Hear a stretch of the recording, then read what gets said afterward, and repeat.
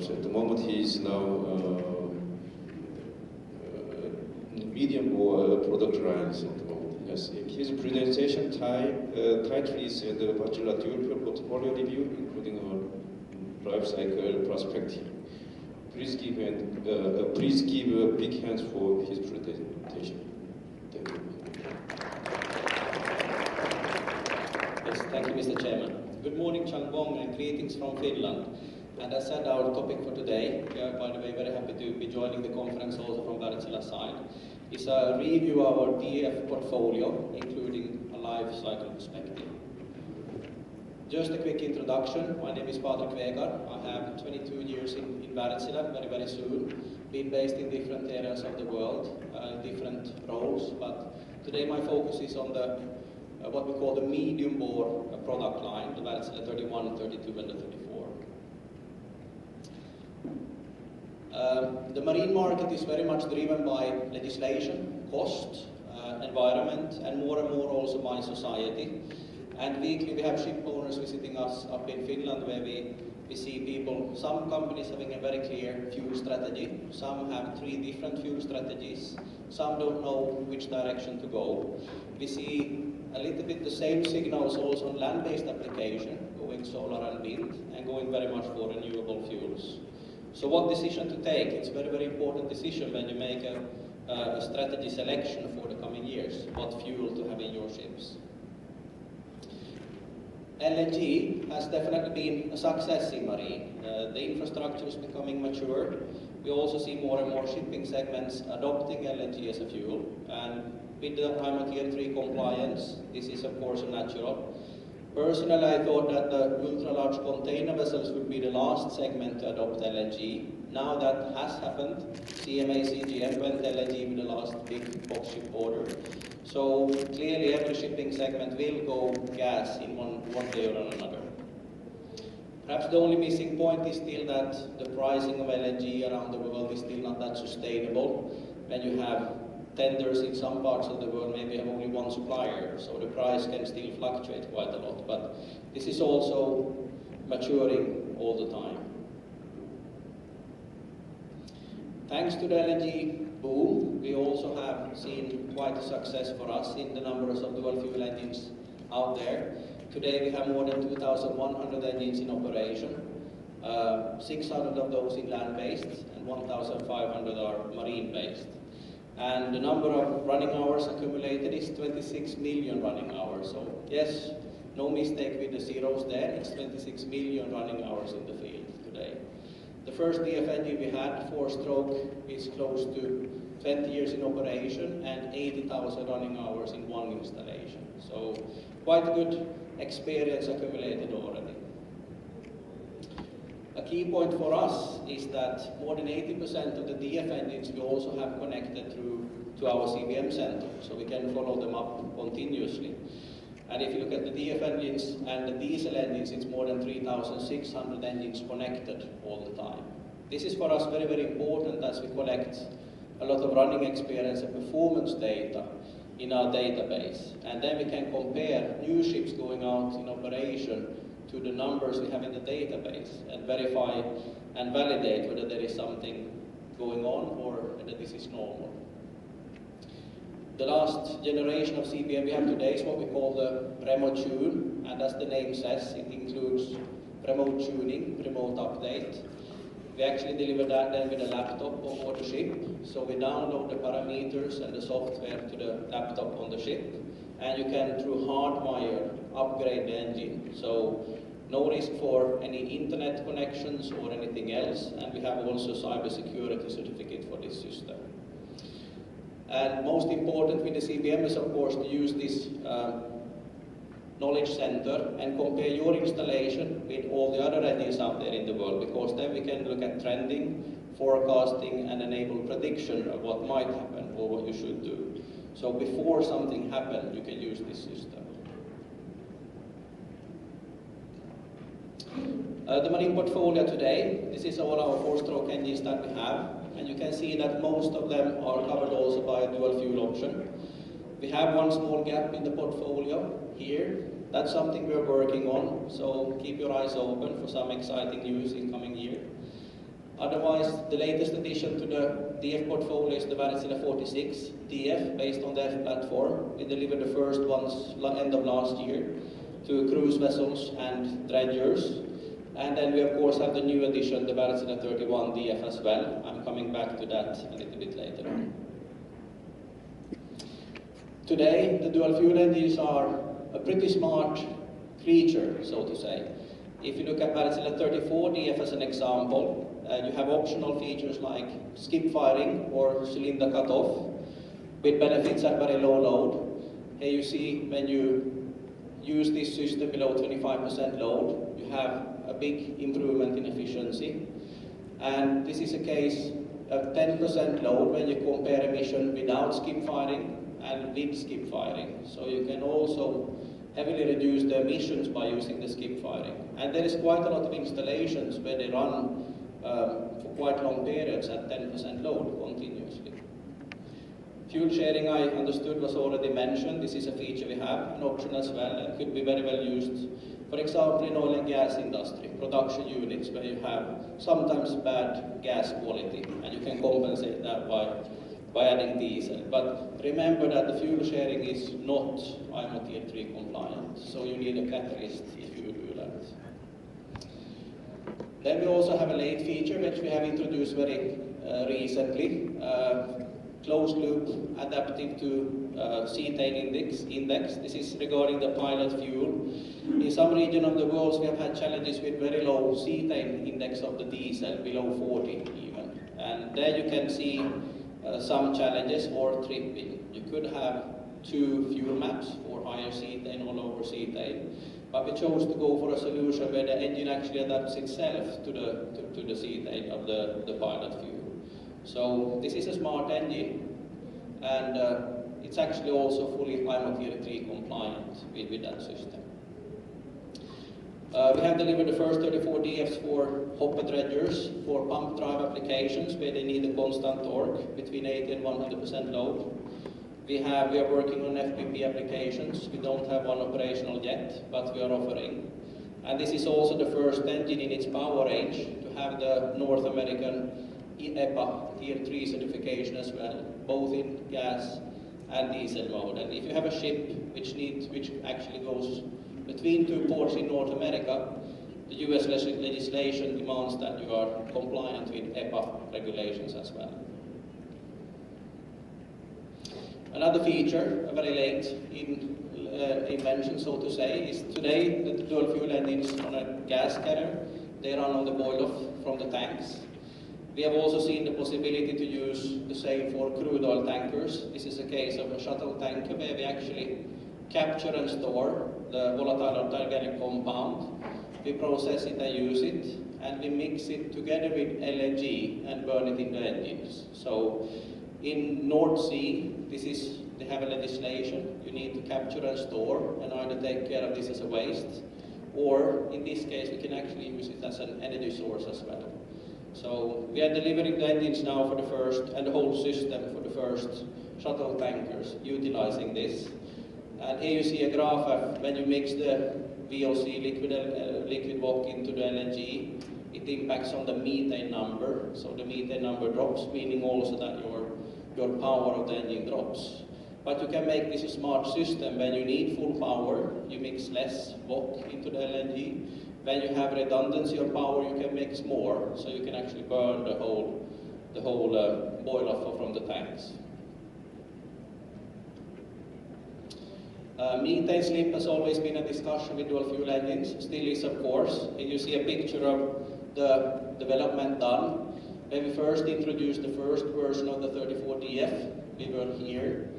We improved by DFA2, DFB, and now when we released the first 31 DF version, we are here. So if you look at during one engine generation, we managed to drop the methane slip with 65%. And this is a starting point for the 31, and we see great potential to go between 2 even in the future. Emissions is always of a concern, of course, and our latest generation engines, this is a picture of a 31. They are designed with modularity, and you have a diesel version, a dual fuel, and a spark ignited gas. You see the gas pipe, and you see the jumper rail for the diesel.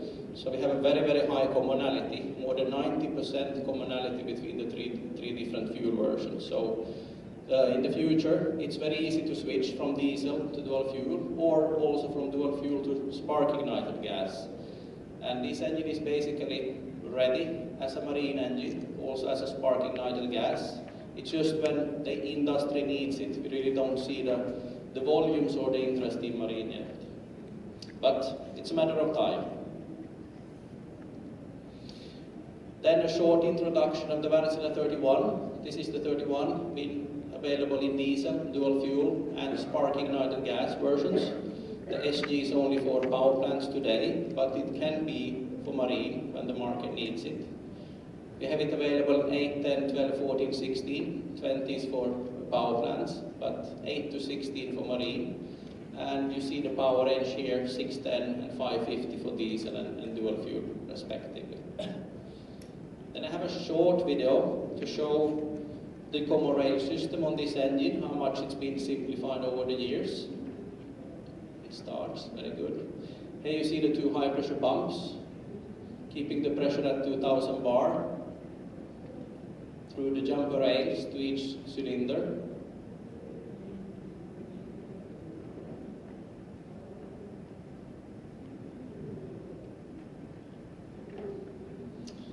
Then we have the injectors, the injection valves, which, see the picture coming up. Here you see the twin needle as well, a patented system, and we use the same both for diesel and DF. For diesel you can use for low load, high load, and for dual fuel you use one as a pilot injector. And then a recent invention is what we call the cube. This is a pressure regulating that keeps the pressure constant in the system all the time. So this is what we call the latest generation common rail. We have done quite a lot of development work during the last 20 years on common rail. We have more than 21 years running experience already on 4-stroke. So this is now getting very, very simple. Another key feature for the new 31 is the 2nd generation UNIC system, controller automation system that's designed and built in-house in Wartsilla. We do not source, we do it on our own. This system also includes the same feature, as I mentioned already, that you have this increased robustness for different fuel qualities. It adapts itself. We also have through hydraulic exhaust and inlet valve actuations and 2-stage turbocharging, we are able to keep the air and the pressure much better in the engine, so we have much faster load steps and load reaction for such applications where required. And we also have a challenge with the DF engine is that when you start a cold engine or a preheated engine, you start in diesel mode. This is also driven with the safety regulations from class. And you need to check that the engines perform safely, but with the 31 DF engine especially, we actually do the diagnostics every revolution of the engine. So we can switch to gas much, much faster in a fraction of a time compared to the previous DF engines. Another feature that is also included is that we have this fully cylinder-wise control, meaning if you have a trip to diesel, we trip only on one cylinder, then the other cylinders can remain in gas mode. And this is a type approval certificate we have that you still stay IMO Tier 3 compliant if you have one cylinder tripping to diesel. That's of course just intermediate, and then that cylinder will switch back to gas. But the other cylinders will stay on gas, so only one cylinder will trip. We also have these self-learning modes. If you have issues in the software or an upgrade of the software, if you change one module, that module will actually also upgrade the other modules around it. So many times you only need to switch one software module and then you get an update on the other one. So they speak to each other in a common language. And worth mentioning is that this UNIC 2nd generation will also become a standard on all our Wartsilla 4-stroke engines, 32, 34 as well, in coming years. One thing we have looked at as well is propulsion with DF engines for the 31. I have here an example where if you look at the propeller curve and you want to maintain optimum propeller efficiency, and Also keep the engine efficiency, so keep the propeller working where it should be. Also keep the engine working where it should be. In this case, we looked at a chemical tanker, LNG carrier of a certain size. And if you, now I go too fast forward. If you look at 80% loading in this project, you had 1% gain on the propeller, plus another % gain on the engine at 80% load. And at lower loads, you had 1% gain by the propeller and then 2.5% gain with the engine. So total efficiency gain of 3.5%. Very important to stay with the engine as efficient as possible, not to go too far right in the diagram. It lowers your efficiency both on the propeller and on the engine. And just a quick comparison with best-in-class Comore dual fuel engine. Their propeller curve is here, and the Wartsilla 31DF is here. So this we have seen as a great achievement with the 31DF as well when it comes to propeller applications. Just quickly a little bit on the service side. The 31DF also for the 31 includes what we call a power pack. This is a unit, This unit can be lifted like this, meaning that if you go for a maintenance strategy with swing sets, you can lift the whole power pack and lift the new power pack in and send this one to us for refurbishment. But it also includes a few smart features like we have leakage detecting devices built into the system. If you have a leakage somewhere, this pin will pop out. If you see that the pin has popped out, you have had some leakage somewhere in the cylinder and in the system as well. So we have several of these safety features as well where the service engineers or the crew can actually see that there we have a small leakage somewhere, it could be good to check. And looking at the lifetime of the components, we do not have camshafts regulating the inlet and exhaust valves anymore. That's done hydraulically. So that feature is maintenance need is actually removed. The injection valve maintenance is the lifetime is extended there with 4 times. And you can see generally the lifetime of components, we have extended them quite dramatically. So all in all, in average, there is 50% less maintenance work on this platform of engines compared to the previous generation of engines that we have in the portfolio. And just to mention hybrids, of course, we are working also on a modularized hybrid portfolio, integrating the engine with energy storage devices. And we have already delivered the first 31 engine in a fully hybrid package. This one has actually 7 different hybrid modes, where you have full integration of engine and battery, real-time connected to CBM, and we are going to see it right now in September. So hybrid is also a key part of our strategy going forward. That's the end of my presentation, so thank you very much, and questions, I assume.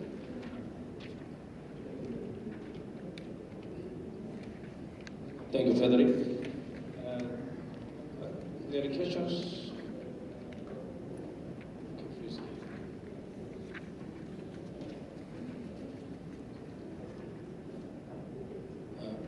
According to the material in this presentation, maintenance time is roughly 4 grams per kilowatt hour. And is this official data from Wartsilla which is provided by Guide? Those values are based on our performance values, so it's the values, yes, the official values we use towards the market, correct? Then my question is, how much methane is sleeved during valve overhead, and I mean the valve overhead during scavenging air supply with fuel gas, and how much gas leaks through the piston ring to the crankcase among 4 grams per kilowatt hours? A very good question. I must say, unfortunately, I don't have the details of it, but it's of course the parts inside the cylinder where you have some gas unburned. That's the key point. There is some slip between the piston rings, but that I would say is quite small. That's minor. Maybe the worst thing is when you have tripping between gas and diesel. That's the worst cases of methane slip that you have, and you actually switch fuel. That actually causes some slippage as well. But it's the small crevices here and there inside the combustion chamber where you have unburned gas. So those are the places where you get methane slip from. But I can't say exactly how much percent to which area. Our experts, they know, we have the material, but I don't have it in, I don't remember it by heart, unfortunately.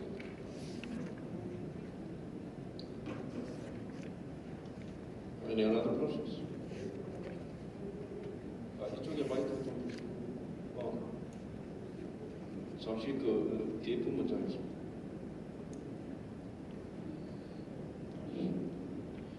First of all, thanks for the presentation. I have one question about the details about the hybrid model you mentioned before about the fishing vessel. You mentioned it's a 7 hybrid model. Could you please provide the details about that? Yes, the 7 different hybrid modes. It's for example, you have where to start. You have a harbor mode where you have fully loaded batteries. So you only run fully electric, no engines running, just fully electric from the batteries. You have a small genset, so you can use also the small genset and the battery in harbor. But the aim of this ship is actually when they leave the harbor, they go fully electric, so they don't run the main engine. Then you have also modes like you use the main engine fully and you charge the batteries at the same time. Or you can also in propulsion mode stop the main engine and only use the batteries. So the start and stop feature on the engine is also very important. And we try to also limit the running of the main engine, so it's only run in a very, very optimal range. And for example, when you reduce the load, you switch off the main engine, go electric again, and when the batteries gets almost empty, you start the main engine and run it in a very, very optimal load range. So there is several different modes, how you get into the harbor, how you get in out of the harbor, how you stay in harbor, and how you run while you operate and actually do fishing and do commercial work. Thank you. Does that mean like it's operating the engine to more than if the engine have to be running lower than the optimal level, it is better than to saving the energy to battery rather than to running in the lower level of the engine level? Yes, correct. That is correct. For most engines, when you run at very, very low load, the efficiency is not good. So if you, for example, would optimize and only run the engine at 70 to 90% load, charge the batteries at the same time, even you lose efficiency when charging and discharging the battery, the total efficiency is still better than running the engines at a very low load. So exactly. That's correct. Yeah, exactly. What about like 55% to 60% like the gray? The 31 is actually, it's very, very flat down to 50% load. So actually down to 50%, that for that engine it starts to make sense. But if for example, running at 20% load or 25%, if you can then run on a fully charged battery, that's much more efficient. So this is the things we study and how we try to integrate the engines and the batteries in an optimized hybrid concept. So. Thank you so much. Any other questions? If there is something, no, and also I have a question to you about the metal slave. Also on page, there is something pages, and also Wartsilla has achieved big figures for the reduction of the metal slips, and also which is very important on the CO2 emission at the moment in the world. And could you share what kind of technology was applied for the reduction of the metal slip for post-war companies? You mean for the 31 platform or? This page. Oh, this one. Basically, it's how you shape it's really about how you shape the combustion chamber. The combustion chamber is the key. It's where gas can hide in pockets. So sometimes you can say you can reach full modularity between a gas engine and the diesel engine, but the dual fuel engine needs its specific piston shape. It needs its specific combustion chamber shape. So that's a key point. It's really where it is. The piston ring, we don't have that much gas slippage there in between in our engines, but it's a combustion chamber shape and the piston top. Those are key ingredients. Okay, thank you very much. 다른 분 없으시죠? 예. 그래도 우리가 아까부터 조금 보니까 박수 있는 거 인색한 것 같습니다. Thank you, Patrick, and please give your big hands to him. Yeah.